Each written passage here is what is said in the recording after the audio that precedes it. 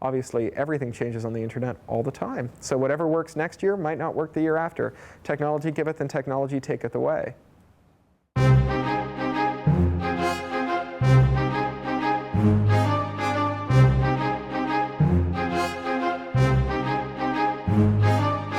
Well, I think the one that's of most concern is this idea of graduated response, or three strikes, that we see coming from the Sarkozy government and spreading. I know there's a proposal here, and also, of course, at the EU, there's a proposal as part of the telecoms package.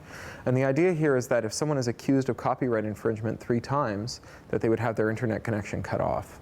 And this supposes that an internet connection is kind of an unimportant thing that you just use to get music through, and so it doesn't really matter if it gets cut off. And really, I think internet connections are a lot more important than that. I think your internet connection is your lifeline to freedom of speech, freedom of the press, and freedom of assembly. It's how we get health information. It's how we stay in touch with our families. It's how we work. It's how we engage civilly with our politicians.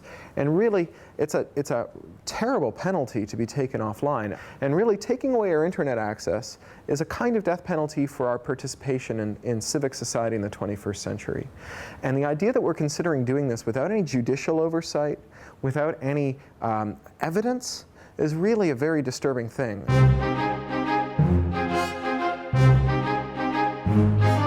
If they say that they can only exist in a world in which copying is prevented on the internet, then I guess we have to believe them. Now, if that's true, and we have to decide, are we going to have the internet or the record industry, I choose the internet.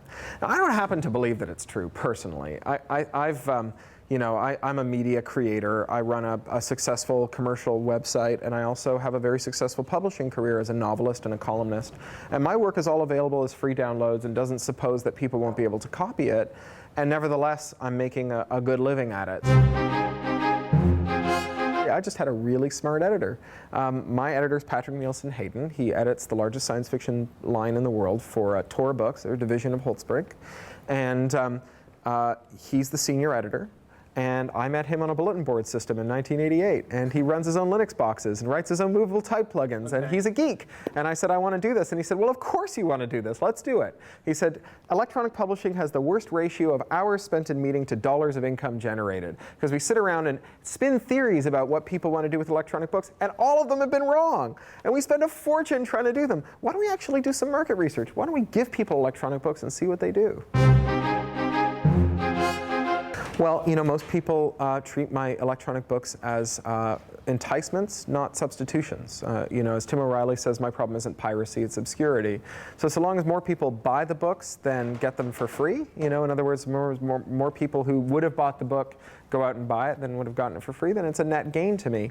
Very hard to know exactly to the extent that it works, because of course there's no control in the experiment. I'd have to go back in time and re-release the same books without the Creative Commons license to compare the sales figures. But certainly my books are outselling my publishers' expectations. They keep going back for more printings, and they're selling all over the world, so I think that's pretty good news. Well, never? I don't know about that. I mean, I think it's entirely possible that in 100 years we'll have figured out how to genetically engineer away our legs and replace them with tentacles. I mean, who knows? But I'm not worried about it. And if it happens, well, I'm going to be in a better position to do something about it than I would be if I were a refuseneck.